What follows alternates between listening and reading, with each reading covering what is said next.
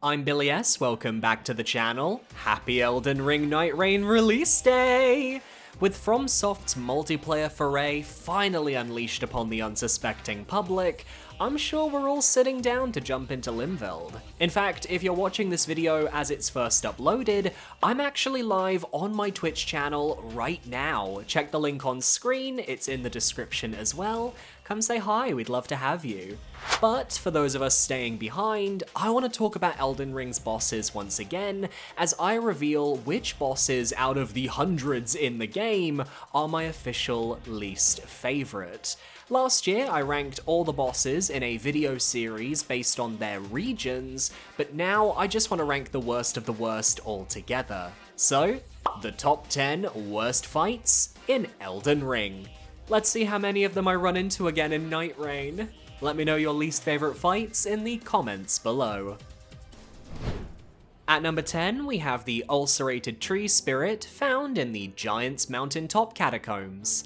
I can't do a worst of Elden Ring list without including at least one ulcerated tree spirit, and seeing as I can't pick the one in the Grand Cloister because it's technically not an actual boss, this was the next best choice for me. There's just something inherently disappointing about this specific tree spirit, as we're so late into the game by the time we reach the mountaintops that you'd hope the catacombs have a little something special to welcome the new area. Instead, we face yet another tree spirit in a very narrow boss arena, where the camera doesn't know what to do with itself half the time. This is exacerbated by this being the same catacomb where you can run into an optional path filled with hard-hitting frost Erdtree burial watchdogs, so dying to them while trying to clear this area out, only to then be faced with a bloody tree spirit, ugh, it's enough to kill anybody's momentum. You may be thinking, well, why not nominate the Putrid Tree Spirit from the War Dead Catacombs for this spot? And that's valid, but that's the only boss variant of the Putrid Tree Spirit in-game, and it's placed in a very fitting catacomb at the back of the Wailing Dunes. That's more than enough to keep it out of the bottom of the pack. The Mountaintop Ulcerated Tree Spirit, however, you simply exist. No flavor or fun, not even an ice breath to stay on theme with the region.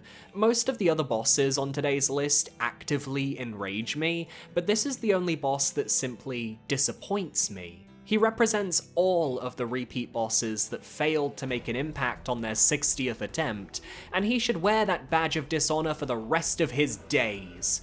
I'm gonna enjoy destroying these things in Night Rain with a squad. At number 9, we have the Cleanrot Knight duo found in the abandoned cave in Dragon Barrow. This is the only boss fight on today's list where the fight itself isn't honestly even the problem. Come here late enough and you can kill the duo in a couple of hits, which is exactly what you see in my recorded footage.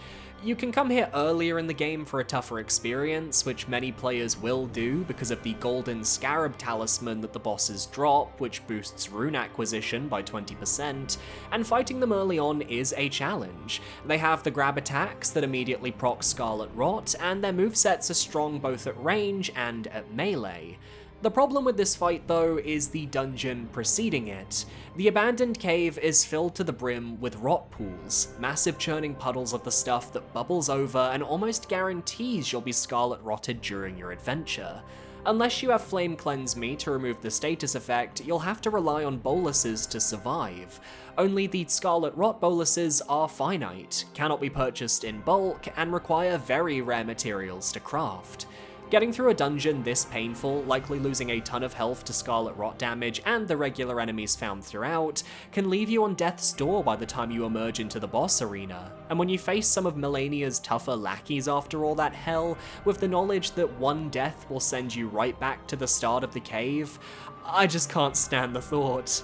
It was between these guys and the Spirit Caller Snail from the mountaintops for this spot on the list, but at least I enjoy fighting those Godskin bosses, even on a bad day.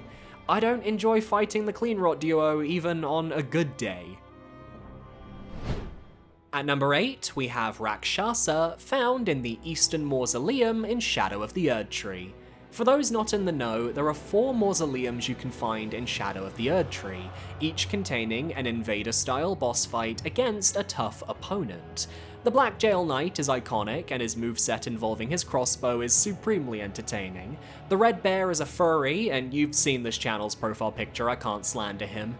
The Dancer of Renar is such a unique fight, and honestly deserved to be upgraded from an NPC to a full-on boss experience. Which leaves us with Rakshasa, whose sole ability is to use the weed cutter weapon art of the Rakshasa's great katana over and over and over and over and over and over again. Of course, that alone is annoying as fuck, but what makes this boss so frustrating is the insanely high poise value he possesses.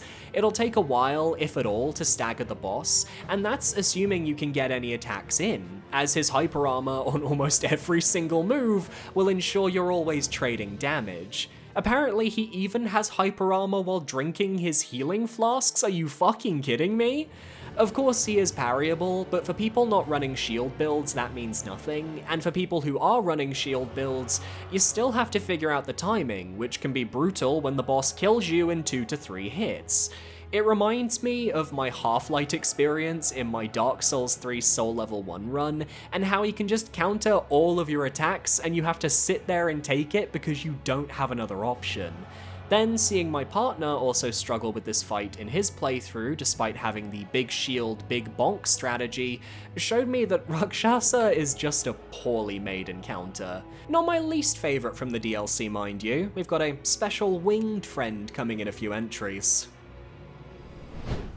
At number 7, we have the Magma Worm fought near the lava pools of Mount Gelmir.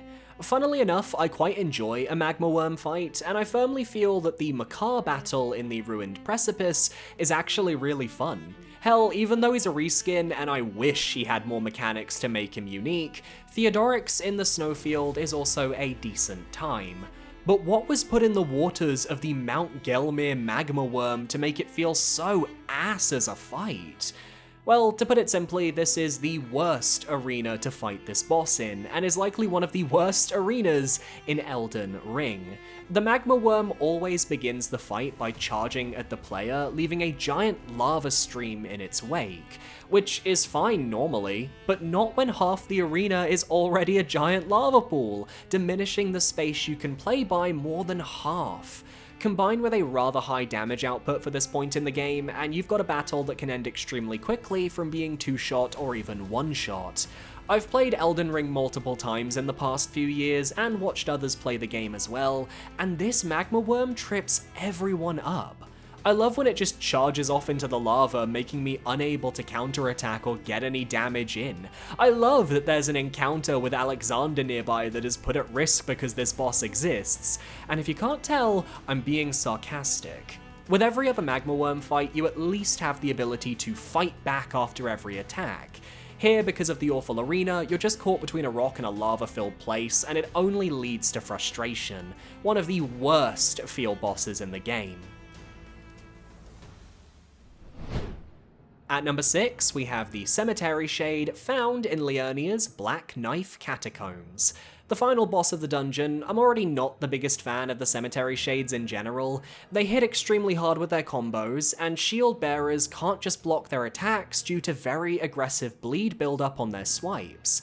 They have a green projectile that immobilizes you should you get hit, allowing the boss to get off a devastating grab attack, and after every swipe of your sword, the Cemetery Shade will warp a short distance away so you can't just over-combo them. On its own, I don't like them, but I can handle them. It's a glass cannon, it barely has any health to begin with, and some people will likely find this fight to be a complete joke. But this specific variant of the boss comes with a rather annoying group of skeletons. A pair of them appear near the boss door, forcing you to melee them as the boss approaches, but then there's the skeleton on the far side of the room sniping you with his bow while tee-heeing every time. And you can try and run after him first, but that single-minded approach might make you mess up while avoiding the regular skeletons and the Cemetery Shade itself. So you have to actually play carefully to come out on top here. The worst feeling is getting immobilized after slaying one of the skeletons, as it stops you from hitting their soul and killing them permanently, allowing them to revive while you get chomped on by the boss. It's not even a hard fight, but this was one of the most frustrating experiences I had when recording the whole game a few years ago for footage for this channel, and it's one of the few fights that won't leave my mind for bad reasons. And hey, we're halfway through me reliving my Elden Ring traumas here, so you should parry that subscribe button, it seriously helps me out, and again, I'm streaming live on Twitch right now, go drop a follow, I would love to have you. At number 5, we have Wormface, found at the Altus Plateau, Minor Erdtree. Now we're officially in the 5 boss fights that I would rather chew glass than fight again, and for those familiar with Wormface, this pick should seem rather obvious. Status effects do have a place in boss fights. That is something I firmly believe, and recently the first Berserker Kazan managed to nail it, with their game's major bosses specializing in different effects that I personally enjoyed. The problem here in Elden Ring though is that Deathblight fucking sucks. FromSoftware just adore that instant death build-up mechanic, yet it always feels like you never have enough immunity to stop that meter, even with the right talismans, items, or flasks. Wormface is such a large and in-charge enemy that the AoE radius for his Deathblight smoke tends to be larger than you'd expect. It leads to instances where you have to just back off for 20 seconds while the gas dies down so you can approach again, miss a hit, and repeat the whole song and dance, assuming he doesn't use his ranged attack. The only way you can convince me to refight this boss is to come here after I'm in the endgame and I can kill it in like 7 to 8 hits, because I do not have the patience to be playing around with a moveset that requires a lot of concentration to figure out where the danger spots are, while we're fighting in a massive forest with rocks and trees blocking your movement at every opportunity. If it was at least an open area, I'd be able to see where I need to avoid, which is why I'm more lenient on the Fortisax boss, for example, which also uses Deathblight as a mechanic. A big arena with telegraphed Deathblight AoEs is so much better than the Forest of Fallen Fuckboys, which is what I am after getting my ass handed to me by Wormface. Ooh, I'm getting heated. At number 4, we have Ancient Dragon Senesax, found on the ascent up the Jagged Peak in Shadow of the Erdtree. Officially my least favourite DLC boss, I'm using this entry as a nice bit of practice, because I never did do a ranking video compiling every single boss in Shadow of the Erdtree, and when I do, I'm starting with this diva. Senesax shares her moveset with Lanciax and the Crumbling Farum Azula dragons, with a focus on hard-hitting melee claw swipes, a strong movement option in flying away from the player when taking too much damage, and of course the signature Red Lightning. The fact that Senesax is just a base game boss brought over to the DLC to fill space is one thing, but it's what they did with her arena that really grinds my gears. Because look down and you'll notice a vast pool of water that stretches around the majority of the cavern. And what is Senesax's signature attack type? Yeah, it's starting to click now, isn't it? Conductive lightning isn't an inherently bad idea for an arena hazard. I think FromSoft do need to start thinking about how to make their arenas interact with boss movesets more, given their shift to these large open spaces for their newer fights. It's just not done well here. Senesax's lightning has such a vast reach, and because of the DLC scaling, it does insane levels of damage to both you and Torrent if you're riding him, and no amount of Shadow Tree Blessing is going to help. You realize that sticking near Senesax's body just won't work for this fight, forcing most players to adopt the hop on torrent and drive-by strategy. And while it certainly does work, that doesn't change how absolutely tedious it can be to pull off. And if you die once, you respawn and have to start the long drive-by of chipping damage all over again. When your arena hazard only succeeds in driving people to not interact with it full stop, that means it has failed in its purpose. It sucks because I do think the idea on paper should work, but there are way too many basic attacks that apply the AoE effect for me to find it enjoyable, and I know a lot of players would agree. Worst DLC boss by a mile. At number 3, we have the Godskin duo found in Crumbling Farum Azula. While certainly a predictable pick for the top 3, I just can't ignore the fact that after all this time, I still have so many questions as to why the Godskin duo exists in the way that they do. Why do both bosses share a singular health bar instead of the usual gank formula we see in literally every other gank fight in this game? Why do both bosses respawn after a short while of being downed, keeping the pressure on? Why do their movesets not complement each other in the slightest, despite the fact they follow the same formula as an iconic gank boss like Ornstein and Smo? Questions we'll never receive the answers for. But while I can certainly slander this fight, and I will, I can admit that while I still hate it, it's not as difficult as it was on my first playthrough. Once you understand just how much vitality the game expects you to have when you hit the end game, the Godskin duo fight becomes more manageable, as I went from getting 2 or 3 shot in my first run to managing to solo the boss on my first attempt recording them.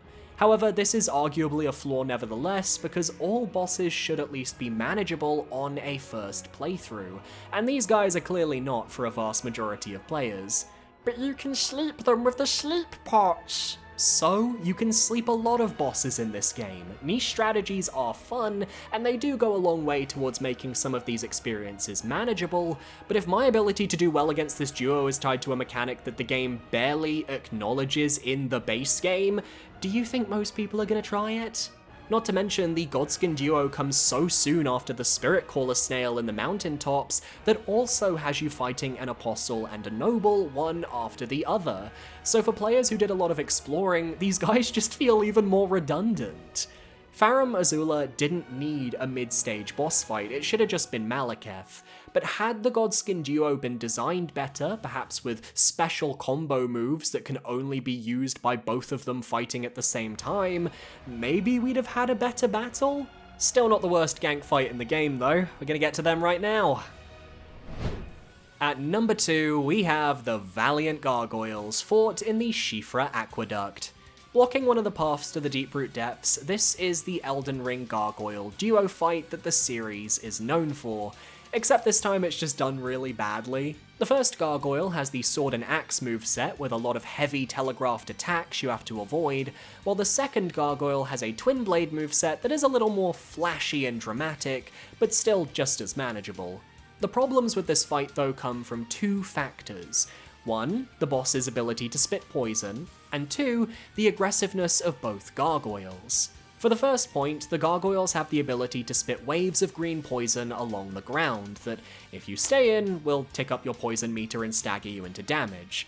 I don't mind this mechanic if it's implemented well, but the poison blends in so well with the ground of the arena, you can't even tell it's coming until you're actually hit with it.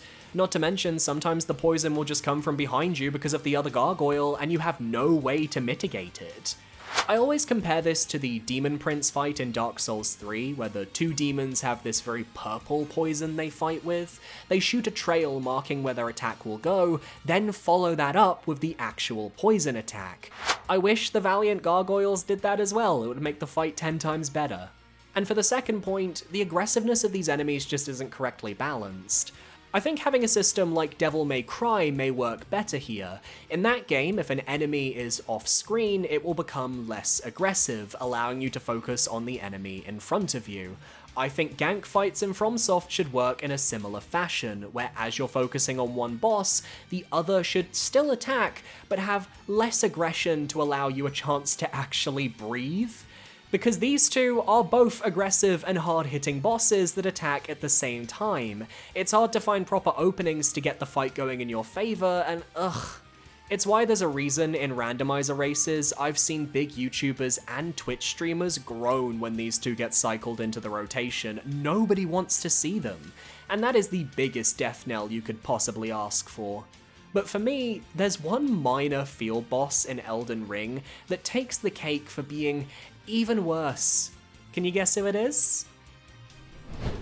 At number 1, we have the Dragonkin Soldier found within the Lake of Rot.